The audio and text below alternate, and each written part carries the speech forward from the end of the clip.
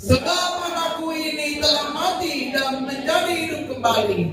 Ia telah hilang dan didapatkan kembali. Maka mulailah mereka bersukaria. Haleluya.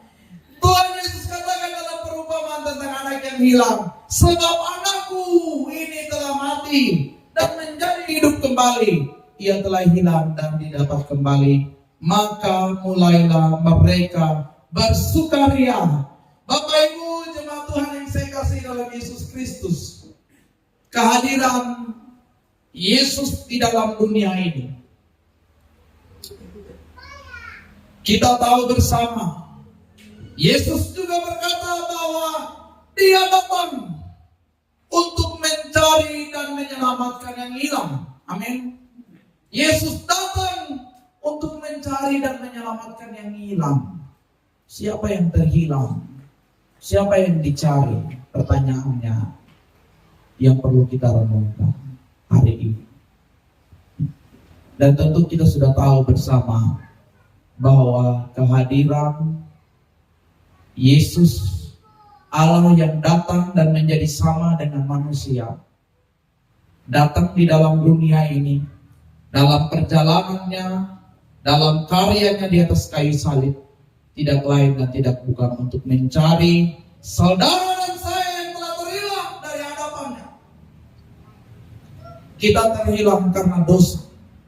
Kita terhilang karena sikap dan segala yang tidak berkenan kepada Tuhan. Yesus datang. Dan ketika Ia memulai pelayanannya, di dalam Matius pasal 4 ayat 17. Waktu pertama kali Yesus tampil di Galilea, Yesus katakan, bertobatlah sebab kerajaan Allah sudah dekat. Seruan tentang pertobatan disampaikan sebelumnya oleh Yohanes. Seruan ini juga disampaikan oleh Yesus mengenai kerajaan surga yang sudah dekat.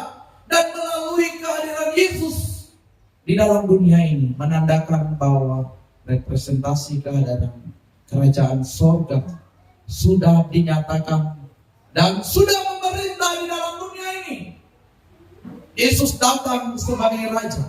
Walaupun pada waktu itu orang Israel tidak memahami dan mereka mengharapkan raja seperti yang dimiliki oleh bangsa-bangsa lain, yakni raja yang duduk di sebuah tempat dan tata yang megah. Tapi Yesus datang memerintah sebagai raja untuk mengangkat kita yang adalah rakyatnya, untuk mengangkat kita yang adalah umatnya yang telah terhilang. Amin. Yesus datang sekali lagi untuk mencari dan menyelamatkan kita yang terhilang.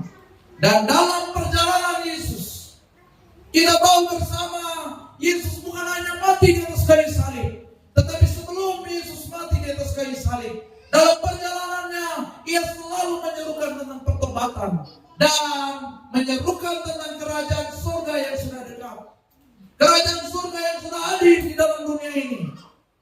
Dan dalam pemahaman yang diberikan kepada kita anak-anak Tuhan hari ini, kepada orang banyak hari itu juga, kerajaan surga itu diibaratkan seumpama perumpamaan. Ya. Kalau kita baca dan pahami kitab Injil, kita banyak kali mendapatkan kisah-kisah tentang perumpamaan. Adapun biasanya dikatakan kerajaan surga itu seumpama. Ya. Seumpama apa? Seumpama pukat. Seumpama apa? Seumpama orang-orang pekerja di kebun anggur. Seumpama perjamuan kawin. Seumpama gadis yang bijak dan yang bodoh. Seumpama tentang biji sesawi. Seumpama tentang penabur. Dan hari ini dalam kitab Lukas, dalam pembacaan kita, kerajaan surga itu seumpama seorang anak yang hilang. Seumpama seorang bapa yang mempunyai 2 anak dan seorang anaknya itu dikatakan meminta, ya, meminta kepada bapaknya untuk diberikan hak anaknya. Dan itu tidak salah. Ya. Bapak memberikan kepada anaknya itu tidak salah. Betul ya bapak-bapak? Ya. Karena biasanya harta warisan ya, tentu tidak kemana ya. Waktu seorang bapak sudah tidak ada lagi, ataupun seorang bapak mempunyai anak, pasti punya apa? Punya bagian. Oh ini ya, Yunus ya, Yunus ini saya tahu ini Tuan Takur Dialog ya. Tahu Tuan Takur ya? Yunus ini kok punya bagian di sana, di sana, di sana. Pasti orang tua sudah kasih tahu. Ini juga gambaran bagian di dalam hidup kita. Tuhan sudah memberikan apa yang menjadi milik kita. Tapi kadang-kala apa yang sudah menjadi bagian milik kita, harta yang berharga yang sudah diberikan Bapa di surga itu kita salah gunakan. Dan kita terhilang.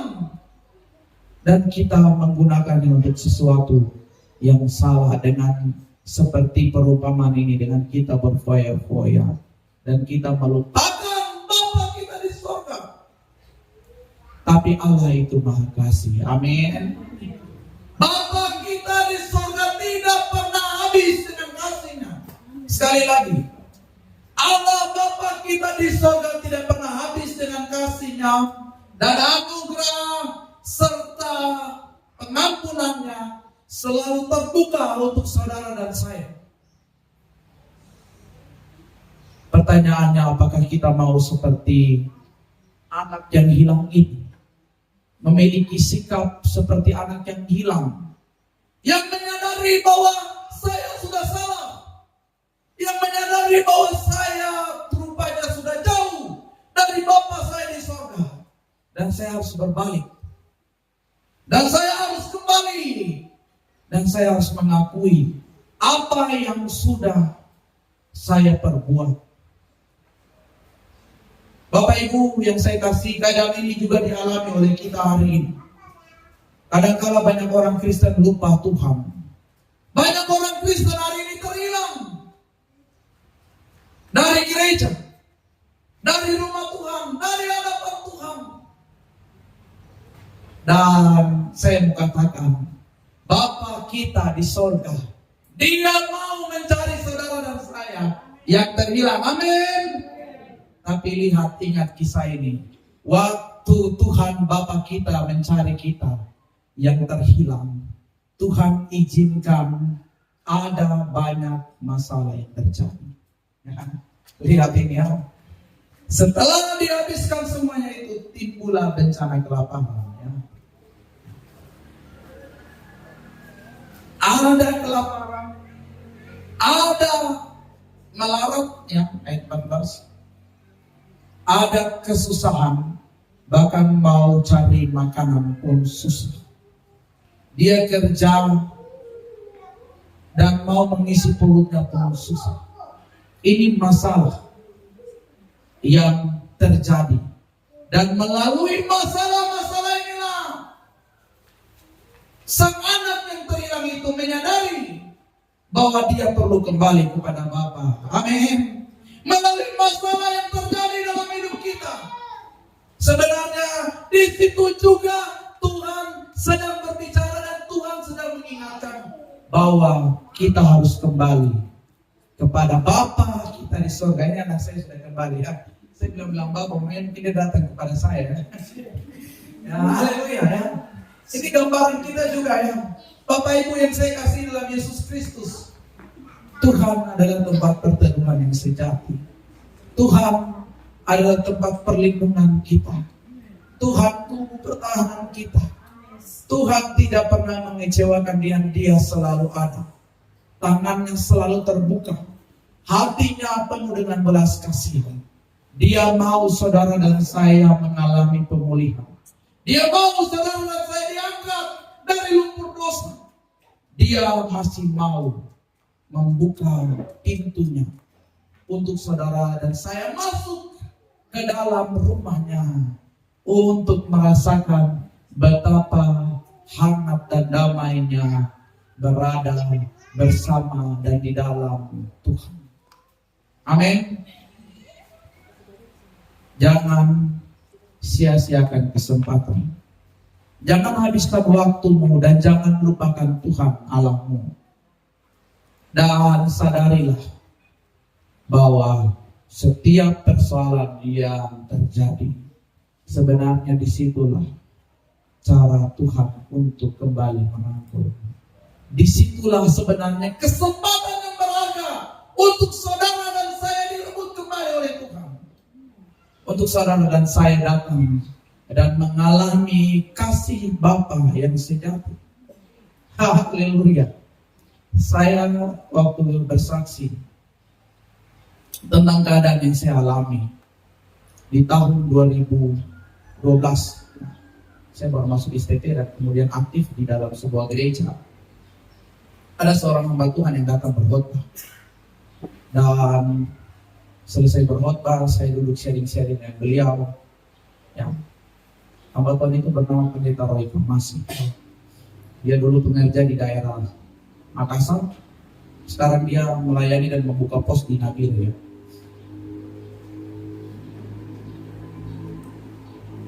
Dia bercerita dan saya sampaikan pergumulan. Tahun itu saya masih banyak kelemahan.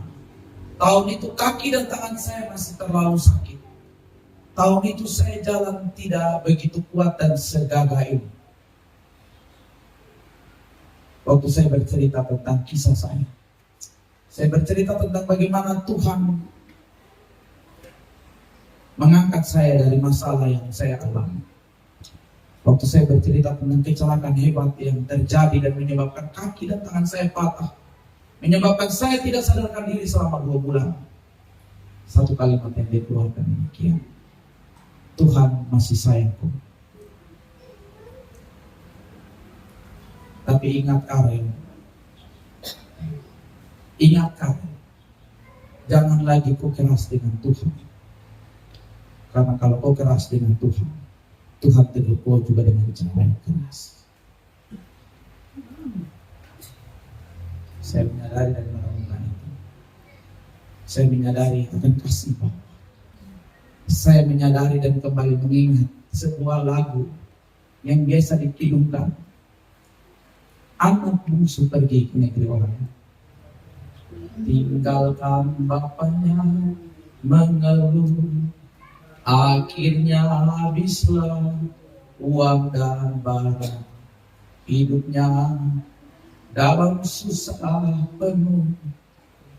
Pulanglah anakku, Bapa rindu bertemu. Pulanglah hai anakku, ada ampun Bapa bagimu. Masih ada pengampunan, masih ada harapan, masih ada tangan Tuhan yang terbuka, dan masih ada kesempatan untuk saudara dan saya mengalami kasih Bapa. Karena Tuhan mau mencari kita, Tuhan mau menyelamatkan kita yang terhilang daripadanya. Karena Yesus sendiri berkata bahwa aku datang bukan untuk orang benar, bukan untuk orang yang merasa diri benar, tapi aku datang untuk orang berdosa.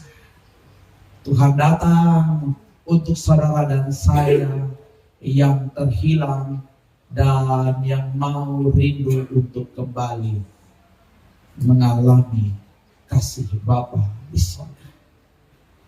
Kita satu dalam doa, kita berdoa. Tuhan, terima kasih. Bapa di sorga, terima kasih untuk karyamu yang hebat, untuk setiap kesempatan nih yang masih Tuhan anugerahkan. Hari ini kami kembali diingatkan untuk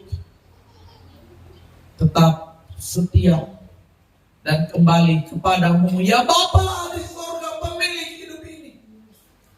Ampuni kami ya Tuhan, jikalau selama ini kami salah, jikalau selama ini kami sudah terhilang. Terima kasih untuk anugerah-Mu, terima kasih untuk kesempatan, dan terima kasih untuk Roh-Mu yang kudus memimpin dan menjaga kami, serta memberikan kepekaan untuk kami kembali datang kepada-Mu. Tolong kami jemaat Kristus, agar kami benar-benar menjadi umat-Mu, pilihan-Mu, umat-Mu yang kudus, bangsa yang kudus, imamat yang rajani, yang adalah milik kepunyaan-Mu, untuk memberitakan akan perbuatan-perbuatan besar yang sudah Tuhan buat di dalam dunia ini. Kami sadar bahwa hidup ini hanya sementara.